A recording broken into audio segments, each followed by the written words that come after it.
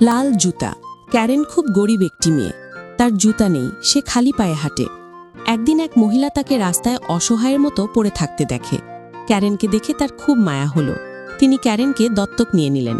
তারপর তাকে সুন্দর একজোড়া লাল জুতা কিনে দিলেন। আরও একটু বড় হলে ক্যারেন তার প্রিয় লাল জুতা জোড়া পরে গির্জায় যেতে চায়। গির্জায় গিয়ে উপাসনার সময় ক্যারেন শুধু তার লাল জুতা নিয়েই ভাবে। উপাসনা শেষে পালক মহিলাটি তখন ক্যারেনকে ধমকের স্বরে বলেন যে ক্যারেন একজন উঠতি বয়সী খ্রিস্টান, গির্জায় জুতা পরে যাওয়া তার ঠিক নয়। পরবর্তী রোববারেও ধর্মীয় অনুষ্ঠানে ক্যারেন তার লাল জুতা পরে নেয়। এবারও উপাসনাকালীন পুরো সময়টা ক্যারেন তাকে দেখতে কেমন লাগে শুধু সেসব নিয়েই ভাবে। তারপর গির্জা থেকে বের হয়ে আসার সময় তার জুতাগুলো যেন নিজেরাই নাচতে শুরু করে দিল। ক্যারেন ঘোড়ার গাড়িতে চড়ে বাড়ি ফিরছিল।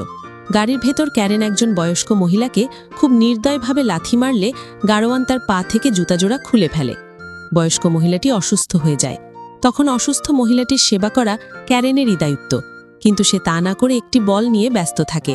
একজন বয়স্ক রোগীর সেবা করার কথা ভুলে গিয়ে ক্যারেন আবার তার জুতাজোড়া পরে নাচতে চায়। ক্যারেন নাচতে শুরু করলে এবার যেন তার জুতাগুলো আপনা আপনি জীবন্ত হয়ে ওঠে।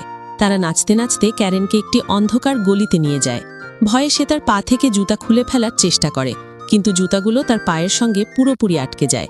সে মাঠেও ঝোপে, বৃষ্টিতেও রোদে বহুদিন ধরে নাচতে থাকে। সমাধিক্ষেত্রের ভেতরে নাচার সময় সে একটি পরী দেখতে পায়।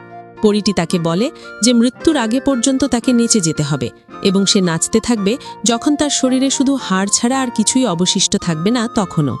ক্যারেন তার পায়ের চামড়া বিদীর্ণ হয়ে রক্তাক্ত না হওয়া পর্যন্ত পাহাড়, মরুভূমি ও কাটার ঝোপঝাড়ে অবিরাম নেচে যায়। সে অবশেষে একজন জল্লাদের কাছে এসে তার পা কেটে দেওয়ার অনুরোধ জানায়, যেন সেই নির্মম যন্ত্রণা থেকে মুক্তি পায়। জল্লাদ ক্যারেনের ইচ্ছা অনুযায়ী কাজটি করল, কিন্তু তার শরীর থেকে বিচ্ছিন্ন পায়ের সঙ্গে জুতাগুলো তখনও নেচে চলেছিল। ক্যারেন জল্লাদের হাতে চুমু দেয়, যে হাত দিয়ে লোকটি ক্যারেনের পা কেটে দিয়েছিল।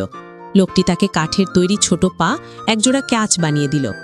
ক্যারেন এখন তার ভুলের অনুতাপ করতে গির্জায় যেতে চায়, কিন্তু যখনই সে গির্জায় যায় তখনই তার লাল জুতাজোড়া এসে হাজির হয় তার সামনে। তারপর গির্জার দরজার সামনে নাচতে থাকে তারা, যাতে ক্যারেন ভেতরে ঢুকতে না পারে। ক্যারেন ঘরে এসে কান্নায় চোখ ভাসায়। অবশেষে একদিন পরীটি আবার তার কাছে আসে। সে ক্যারেনের কান্না ও ভুলের অনুতাপ দেখে তার ছোট কক্ষটিকে একটি গির্জা বানিয়ে দেয়, যাতে সে প্রার্থনা করতে পারে। ক্যারেন এতটাই খুশি হয় যে একসময় তার হৃদয় গলে যায়, তারপর সে মারা যায়। নতুন কিছু শিখতে ও জানতে, আপনার প্রতিদিনের একঘেয়েমি দূর করতে এবং জীবনকে নতুন দৃষ্টিভঙ্গিতে দেখতে আমাদের গল্পগুলো সহায়ক হতে পারে। প্রতিনিয়ত এমন সব জীবনমুখী ও অনুপ্রেরণামূলক গল্প পেতে আজই আমাদের পরিবারে যুক্ত হন এবং চ্যানেলটি সাবস্ক্রাইব করুন।